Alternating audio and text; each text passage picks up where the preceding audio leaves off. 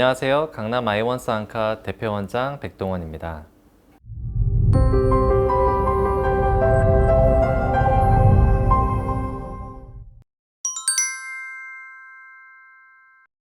시력교정 수술은 크게 두 가지로 나눠질 수 있습니다. 첫 번째가 레이저 시력교정 수술이고 두 번째가 렌즈 삽입술입니다. 레이저 안에서도 여러 가지가 나눠지는데 일반적인 라섹, 일반 라식, 클리어 라식 이렇게 세 가지로 크게 구분할 수가 있습니다. 라식은 우리가 피부 절편을 만들어서 피부를 제친 다음에 그 속에 눈의 시력을 교정하게 됩니다. 그리고 다시 피부를 덮습니다.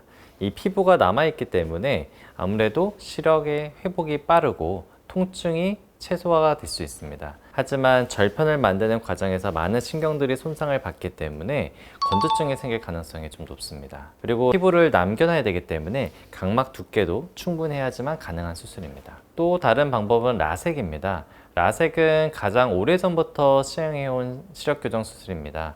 라섹은 우리가 피부 위에서부터 각막을 벗겨내면서부터 시행하는 시력교정 수술 방법입니다. 그래서 각막이 얇거나 도수가 높아도 모든 분들에게 시행이 가능한 수술 방법을 우리가 라섹이라고 합니다.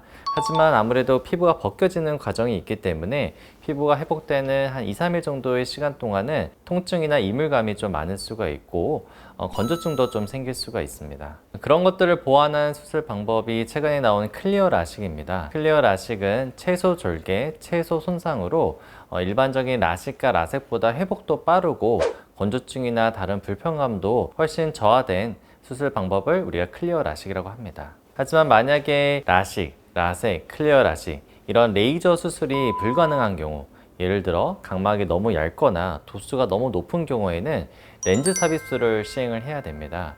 물론 눈 속에 렌즈를 넣는다는 부담감이 좀 있긴 하지만 시력 개선 효과도 바로 나타나고 시력도 레이저 수술보다는 일정하게 오래 지속되는 장점이 있습니다. 회복 속도는 수술 방법마다 다 다를 수가 있습니다. 라섹 같은 경우는 피부가 벗겨진 상태로 수술을 진행하기 때문에 피부가 회복될 때까지 기간 동안은 일상생활이 조금 불편할 수 있습니다. 그 기간을 저희가 평균 한 2-3일 정도를 보고 그 이후에 일반 라식, 클리어 라식, 렌즈 삽입술은 수술하고 다음 날부터 어느 정도 시력 교정이 가능하고 일상생활이 가능하게 됩니다.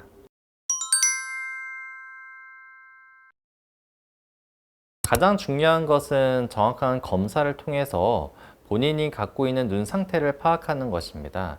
우리가 시력교정 수술을 할 때 검사들을 여러 가지를 진행하는데 저희는 세 가지를 가장 중요하게 봅니다.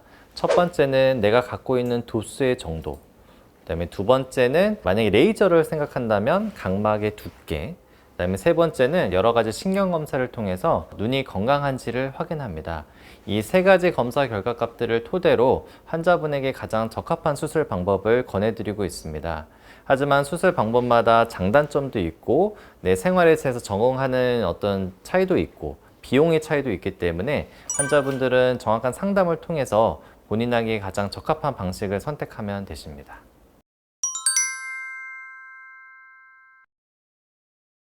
렌즈를 오래 끼시는 경우에는 눈에 여러 가지 합병증이 생길 수 있습니다. 물론 서클 렌즈 자체가 눈에 더 안 좋은 건 맞지만 일반 소프트 렌즈든 하드 렌즈든 렌즈를 장기간 사용한 경우에는 눈에 많은 문제들이 생길 수 있습니다.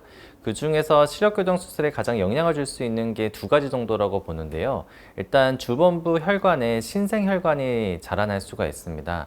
그렇게 되면 신생혈관이 자라나온 범위에 따라서는 특정 시력교정 수술에 제한이 있을 수가 있고요. 두 번째는 이제 렌즈를 장기간 사용하시는 분들은 각막염 등 흔한 염증들이 생기는 경우들이 많고 그로 인해 각막 혼탁이 눈에 남아있는 경우도 있습니다. 그 또한 시력교정 수술을 선택하고 하는 데 있어서 제한이 될 수가 있기 때문에 렌즈를 장기간 끼시는 분들은 렌즈를 관리를 잘 하시거나 시력교정 수술에 조금이라도 관심이 있으면 안과를 찾아서 본인 눈에 어떤 것이 적합한 수술 방법인지를 문의를 해보는 것이 필요할 것 같습니다. 우리가 시력 교정을 한다는 것은 결국 각막에 손상을 입힌다는 뜻이기도 합니다. 근데 각막이 어느 부위에 어느 정도의 손상을 일으키냐에 따라서 건조증이나 빛번짐의 양은 달라질 수 있습니다. 아무래도 각막 손상이 많이 되는 방식인 경우에는 신경의 손상이 더 많이 되기 때문에 건조증이 나타날 가능성이 더 높습니다. 하지만 신경이 손상되었다 하더라도 신경은 1년에 걸쳐서 서서히 회복을 하게 됩니다. 그래서 건조증은 시력교정 수술의 부작용이나 합병증은 아니고 일시적으로 나타나는 하나의 현상이라고 생각하시면 될 것 같습니다. 빗번짐 또한 우리가 시력교정을 하면서 각막의 어떤 매끈한 곡선에서 경계선이 만들어지기 때문에 빛이 퍼지면서 생기는 현상을 얘기하는데, 그 또한 요즘은 이제 광각부를 넓게 하거나 아니면 좀 더 안전된 방법을 하면서 줄일 수 있는 방법들이 많이 나타나 있습니다. 따라서 환자분이 건조증이나 빗번짐을 느낀다면 수술을 해주신 선생님과 상담을 하면서 어떤 식으로 줄여나갈지, 어떤 치료를 받을지에 대해서 상담을 받으시면 될 것 같습니다. 네, 첫 번째로는 모든 수술이 가능한지가 매우 중요합니다. 우리가 흔히 말하는 시력 교정은 라식, 라섹, 클리어 라식, 렌즈 삽입술 이렇게 되어 있습니다. 이 모든 수술이 가능해야지만 환자분에게 가장 적합한 방법을 권유해 드릴 수 있습니다. 특정 수술만 가능하다고 하면 그 수술 방법만 고집할 가능성이 높습니다. 둘째, 환자분이 수술받는 병원의 의료진의 전공 분야를 한번 확인해 보는 것이 중요합니다. 우리는 시력교정 수술이나 백내장 등 시력과 관련된 세부 전공자가 따로 있습니다. 그래서 전환부 전공자로 하기 때문에 환자분이 가려고 하시는 병원에 전공자가 있는지를 한번 확인해 보는 것도 중요합니다.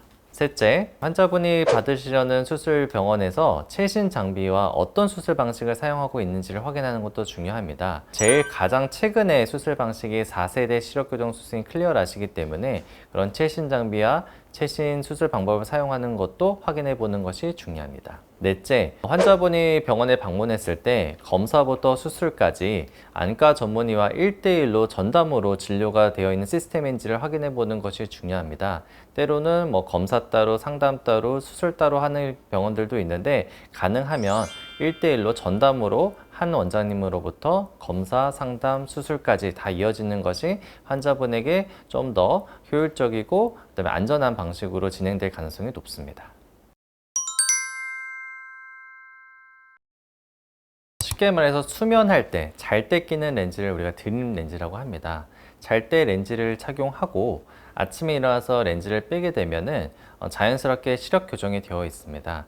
자는 동안 렌즈가 각막을 눌러줘서 각막을 변형시켜서 낮 생활 동안에는 교정된 시력으로 선명하게 지낼 수 있게 도와주는 것을 저희가 드림 렌즈라고 합니다.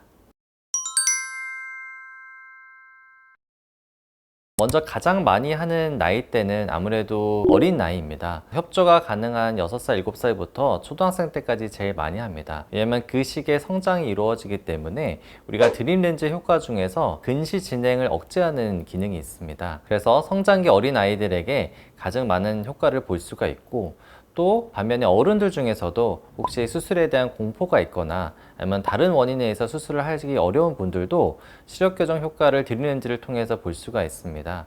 따라서 본인이 시력에 대한 궁금한 점이 있거나 아니면 수술에 대한 공포가 있는 어른들, 아니면 아이들이 좀 시력 개선이나 근시가 나빠지는 것을 좀 억제하고 싶다 하시는 부모님들은 아이들을 데리고 와서 드림 렌즈가 적합한 눈인지를 확인해 보는 것이 중요할 것 같습니다.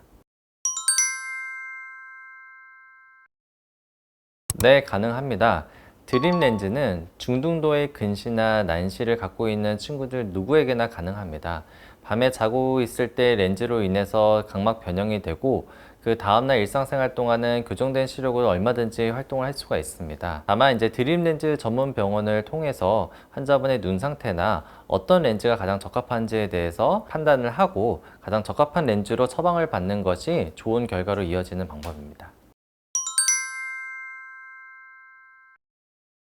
사실 일반적인 렌즈와 드림 렌즈의 기능이 조금 다릅니다. 쉽게 말해서 렌즈의 모양이 다르고 눈이 렌즈에 어떻게 작용하는 원리와 기능도 다릅니다. 드림 렌즈에 오래 끼었다고 해서 신생혈관이 막 자라나거나 하진 않지만 각막염은 생길 수가 있습니다. 우리가 드림 렌즈를 하는 친구들은 항상 안과에서 주기적으로 확인을 하는데, 각막염에 대해서도 주기적으로 치료를 하고 확인을 하고, 혹시 혼탁이 생긴 경우는 드림 렌즈 자체를 저희가 멈추고 중단하기도 합니다. 그렇기 때문에 드림 렌즈 자체 때문에 나이가 들어서 시력 교정을 못한다는 말은 그건 정말 이제 관리가 안 됐거나 문제가 있어도 치료를 받지 않는 경우에만 해당되는 얘기라고 보면 됩니다. 우리가 드림 렌즈를 하려면 여러 가지 기본 조건들이 있습니다. 물론 첫 번째, 협조가 가능해야 됩니다. 그리고 렌즈에 대한 관리가 잘 돼야 되고 한 8시간 이상의 수면 시간이 보장돼야 다음날 일상생활에서 선명한 시력을 유지할 수가 있습니다.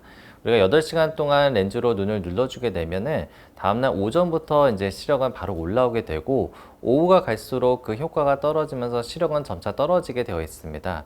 하지만 우리가 일반적으로는 시력 교정을 할 때 정상으로 교정해야 되는 것보다 조금 더 과하게 하기 때문에 보통은 오후가 돼서까지도 시력을 잘 보는 경우가 있습니다. 시력이 이제 계속 나빠지고 근시가 진행되고 누르는 효과가 떨어질수록 오후가 돼서 더 안 보이는 친구들이 생길 수가 있습니다. 그런 경우에는 조금 더 교정이 가능한 렌즈로 교체를 하게 되면은 내가 잘 보이는 시간을 계속 더 늘려갈 수가 있습니다.